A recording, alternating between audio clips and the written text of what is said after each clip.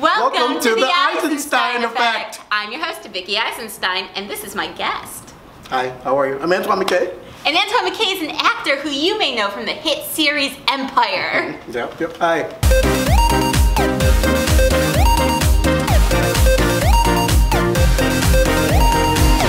Spoiler alert, there may be spoilers. So right. If you really have a problem with that, well, what can I say? You need to get on it and watch Empire already. Right. Like I did last night. Yes, I watched it too.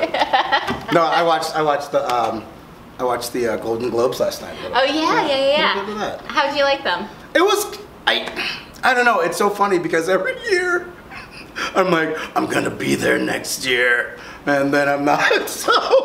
I believe your time will come. It will. Watching that first episode, and it was really fun, your character was fun, like what inspired you for creating that character? That is a hybrid of guys from my neighborhood and mainly my cousin Orlando. Okay. Because my cousin Orlando, who is a brilliant business guy now, was always kind of the rough and tumble of the family. Yeah. Like stuff went down, that's your first phone call. Call Orlando. Yeah. Because he'll come and take care of it. Okay. No, but but it was definitely based off of guys in my neighborhood and my cousin. So, yeah. Gotcha. Yeah. So when you were cast for it, I'm just gonna ask you all these questions about it. Okay. So when you were cast for it, were you like, okay, here's the breakdown, here's who I am, and did they tell you like, okay, you get one episode? No. What was really cool about it is, I originally wasn't going to audition for it because at that time my mom was really sick, and she passed away shortly after I was cast on it. Sorry. But thanks. But I wasn't going to go to the audition because I wanted to go back to Michigan, which is where I'm from originally. Oh, okay. And my wife told me, like, just go. And I'm like, okay, I'll go. Because the only message I got from my agent at the time was like, there's an audition for this show called Empire. Why don't you come check it out? It's shooting here in Chicago. I'm like, okay. But nobody told me until I said, okay, I'll do it, that it was Lee Daniels. Yeah. And I'm like, what? Why did you guys mention that? I'm like, oh. Well, why wouldn't you tell me that? That might impact my decision. But then I went in and I talked to Lee, and he had just done something in Detroit, and I've told this story a couple times. He had just done something in Detroit, and we were talking about a restaurant that was in Detroit, so we kind of connected there, and then I read for it, and I got it. In the second episode, your character has all this makeup, like as a corpse. Yes. How long did it take to put that on?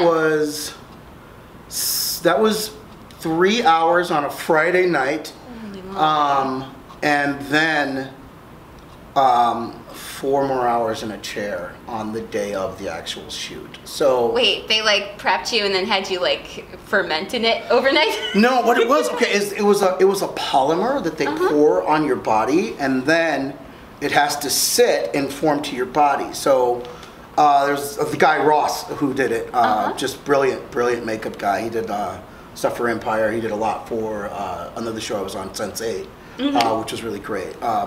But he was just a great special effects guy, so makeup guy.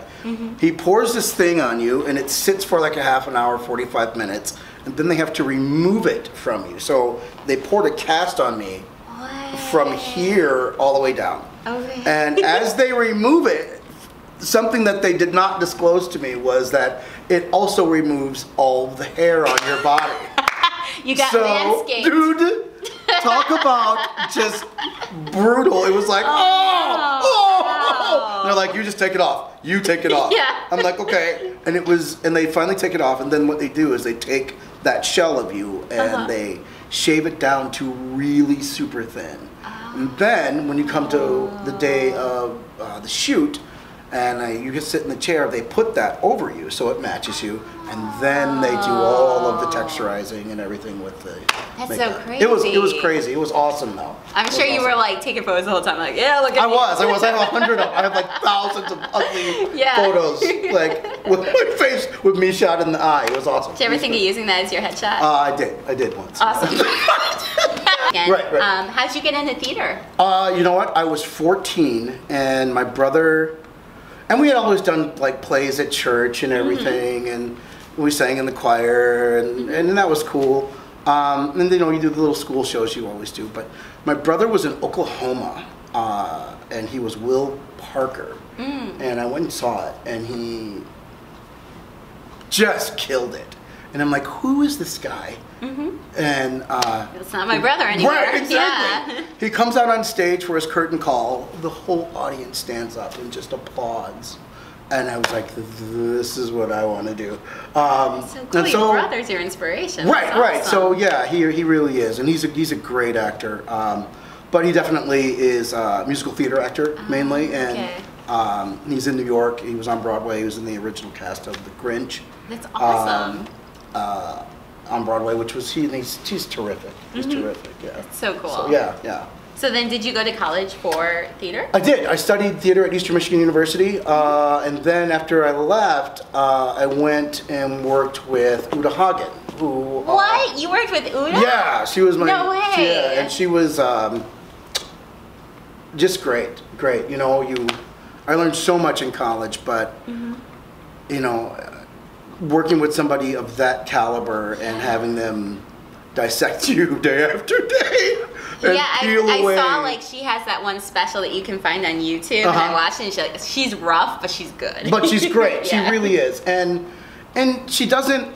I mean, she's hard on the actor, but it is truly done in love, like true love for the art form and true love for the person who really is going to. She prepares you to step out and do what it is that we do. So it's great. That is awesome. So, yeah, it was great. Wow, I'm like having like, wow, really? What? You met Uta Hagen? Right, yeah. Just because like ever since I started doing acting, it's like, oh, you need to read her book, and you know, and so I'm like, whoa. It's so funny because before I started working with her, I read Respect for Acting, and I read it, and it was just, you know, it's such a intense, you know, really involved, detail-oriented read, and I go to the first day of class, and she goes, "That book is garbage." I'm like, she's like, "Don't read it." What? And when we were all sitting there like, we just did. She's like, "Read Challenge for the Actor," and it was absolutely amazing because not only Challenge for the Actor it was a great American history lesson in theater, but it was also so educational, and so she wrote it in a manner that broke it down so well, and she, you know, it's those 6 things that you always got to think about. All right, so you're in New York, you're studying acting with Uta, and then you end up on the main stage of Second City. Yeah, so I went there, did that, come back. And I did a short stint in Michigan with her before I did the New York thing. And then, and I came back and I was waiting a lot of tables. And I had done like maybe 2 plays, and I was waiting a lot of tables, and I started working, and I went on vacation, and then I just kind of sat by the water in this beautiful place in Michigan called Houghton Lake, and I was like, "Are you gonna wait tables for the rest of your life, or are you gonna act?" And it's like, "All right, I'm gonna act." And so I got back from the vacation. I picked up the phone on Monday morning and called Second City Detroit, and they were having auditions the next week, and I was like, "Wow, so crazy!" So I went and I auditioned, and I had improvised very little in my life, and literally in my audition it was an out-of-body experience. Someone else, I say Jesus, came and improvised for me. Really? And I did really well in the improvising, and the scripts were just script work, so I could take it and read it and go, okay, all right, cool, but play the comedy of it. Here's the beat, we're good. And then we do it, and I get hired. Then I go to rehearsals, and I start improvising, and they're like, wow, you're really terrible. So... Well, you got in the door. Yes, I did. Yeah. But they were so gracious, and Rico Bruce Wade and Lynn O'Kurse, who were the producers at the time, were so great and really just worked with me. And then Rich Goteri, who took over the touring company, and he worked with me, and I took a couple classes, but then we were traveling so much. It was like, okay, you gotta improvise on the road, man. Then you just get it. And then I worked with a great cast of people, and Naima Funk was in my touring company. Cool. Josh Funk, Second City. She's got her own show on TLC now. Awesome. So it's cool. That's super cool. So then, how did you transition from doing like Second City, traveling and main stage work, to doing TV, film, and all of this? It was so funny. In Detroit, I was Keegan-Michael Key's understudy. Oh, really? And then Keegan went and auditioned for Mad TV the first time, and he was gone, and then there was a family emergency that he had to handle. So I was on main stage for 2 weeks straight, and it was awesome. Not that Keegan had any rough time or anything, but then he came back, and then two people, Larry Joe Campbell, who was on the Jim Belushi show, he was Andy, and another guy named Eric Black, who was just brilliant. They met Bob Saget. Bob Saget talked to them, and they went out to LA and left main stage. So Mark Warzeka and I move up to main stage together in Detroit. So I'm on stage with Keegan, and Naima was on main stage. Mark Evan Jackson was in that cast, and it was just crazy. It was crazy. So we all do this thing, and next thing you know, it's 2003. And I get a call from Kelly Leonard here in Chicago, and he's like, Josh Funk's directing main stage here. You want to come to Chicago? So it was like 24 hours to make that decision. So, I did. And I moved here 2003, main stage here until 2006. And Kevin Fleming, who was an improviser here, and Al Samuels, who was on main stage actually, when I came here, they wrote kind of a pilot of a sports show, like Sports Show Meets The Office. And then I got cast in that, and then literally I left main stage on a Thursday. My daughter was born on Saturday, and I started shooting on Sunday. So. Well, that's good that she got out. Right, exactly. Yeah. Good that she adhered to your schedule. Because I had to work. Yeah. Right. No. But then, and then it just kind of rolled on there. We had 2 seasons of Sports Action Team, which was great. And then I was on Prison Break for 4 episodes, which was cool. I did some ER, which was great. And then it just kept rolling and kept rolling. And then I did some movies, which was really a lot of fun. Nicolas Cage, Weatherman. How is it working with Nicolas Cage? He's great. We finished shooting our scene for the day, and there was literally 150 people lined up on the sides of the street. And he was about to get in the van and go, and this one woman went, "Nick, please," and he got out of the van. And then he went all the way around, taking pictures, signing autographs for an hour and a half. What? Oh, that's great. And then I did review on Comedy Central, which was really awesome. Andy Daly was hilarious. That was Jen St. Clair was on there. Got to work with Fred Willard for the first time, which was ridiculous because he's an improv hero. And then after that, I came back, and then my mom got sick when we were going back and forth and to Michigan, and then Empire happened. But what do you think is most important for an actor who wants to get into it and start really succeeding? It's that one. What is that one thing you're doing every day? It's so important. I mean, are you resting? Are you working out? Are you teaching a class? Are you taking a class? Are you searching for an agent? Are you getting new headshots? What is that one thing every day that you do just to make you a better professional actor? It's crazy. If that's spending time with your family and that's what you have to do, those things are important. And it's all a part of the profession. So the profession, not profession.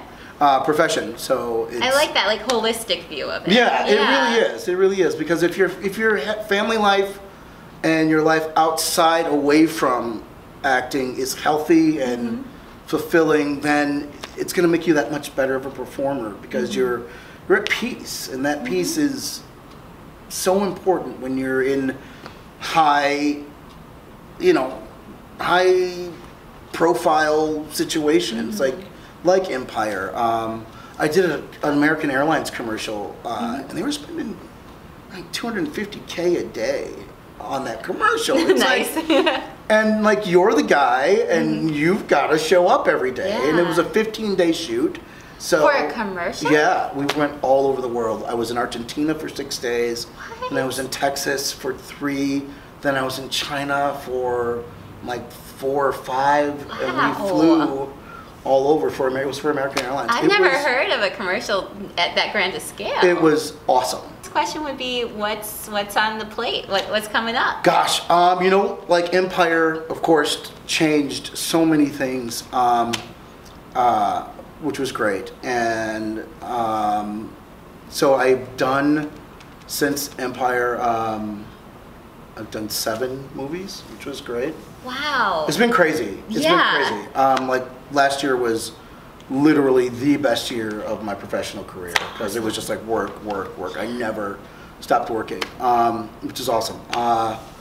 Now it's into the new year. I'm doing just some theater to, pass the downtime, just keep working. It's that thing, what's going to make you better every day. And I'm doing a show at The Annoyance with Christy Bonsell called Generals, which is great. We get actors from Chicago Shakes, Goodman, Steppenwolf to come in and do their favorite 2 monologues. Oh. And then we improvise around those monologues. Oh, so cool. It's really cool. So it's kind of a really great meeting of the minds, if you will, because there's so many great Chicago actors. And and then after that, I wrote a pilot that I've been writing for 5 years. For 5 years, I've been writing this, and it's just been gone through so many different, different lives, if you will. And now we finally landed the life that it should actually live in, which is the idea.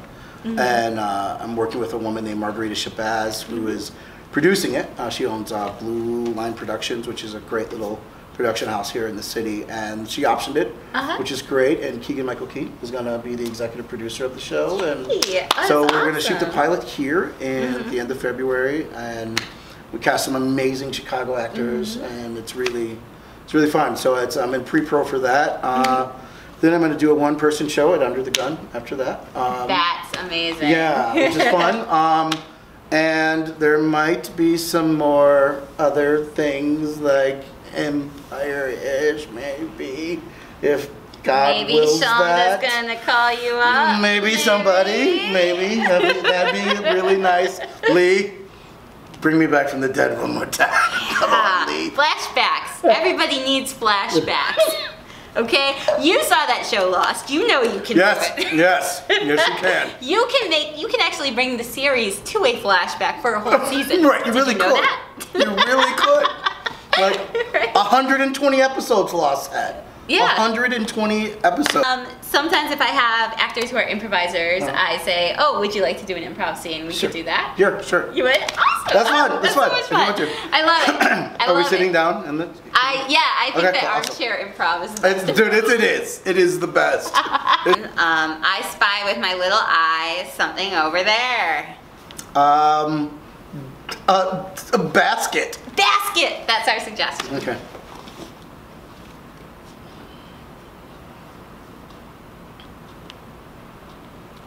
Honey. Can you pass me the basket? Of course. With the truffles on it. Of course. You know how much I love those. I know you love the truffles. You've loved them since the war. Ah, the war. When men were men and women were women. We were women in the factories, you know. That's what's important. Keeping the country going when the boys were away. I made shoes. And you make a fine shoe to this day. I never told you about what happened in that factory, though. I've always wondered, but I was too scared to ask. Well, Jerome, I'm afraid to tell you. Well, you know I've taken the anger management classes for some time, so I won't lash out like I used to. All right, Jerome. I had a lesbian affair. Do you still know her? Yes. Like, how well do you know her? We have tea. We have tea every once in a while. It's asexual at this point, but we did have the affair. Well, I'm glad you told me. Because there's things about the war that you don't know. What are you saying, Jerome? Sometimes when you're on the beach buried in the sand, trying to stay alive and it's cold at night, a man has natural appetites. And Jerome, you did not have sex with a beach. I did. It was just there and it wasn't resisting, and so I decided. No! I've read about these things. I've read about it in the magazines. So those walks I take every night down to the lake. No! You're not still involved. It's a different plot of land, but. So we're not sure if our improv actually recorded. We're hoping that it did. If it didn't, I'm sorry. You lost an amazing scene that will never be able to be reproduced. So we're gonna make her a guest at one of the shows we do. So. Sounds great. So this worked out perfectly. That's it. It did. So now, Antoine, we're at that point of the show where you get to plug whatever you need to plug. I am doing a show at the Annoyance Theater for the next 6 weeks with Christy Bonstell. It's called Generals, Sunday nights at the Annoyance Theater. And where can they find you online? You can find me at Antoine McKay on Facebook and on Twitter at Antoine McKay. Perfect. Yeah, it's awesome. really easy. If you want to call me too, you can call me. You can find my number online, most likely. You might not want to tell them that. Well, people have called me. Really? It's been really creepy. It's really creepy. It's like, I just wanted to talk to you about Empire. It's like, really? For real? How did you get this number? It's a little scary what's out there. So yeah, I mean, I'm going to go ahead and say, if you're going to call him at a respectable hour. Yeah. That's all I'm going to say. Right. Okay, yeah, so thank you so much for being on the program. Thank you. Everyone, thank you for watching or listening. If you're on the podcast, then try out the videos. If you're watching the videos, try out the podcast. They both got a little bit of different content in there because they edit things differently. Because I like to keep you on your toes. Yeah, check us out every Wednesday. Check out the Twitter at Eisenstein EFCT, or check out my personal account at Vickie Ironstone. Also, you know, just let me know how you are. Yay. Okay. Bye. Bye.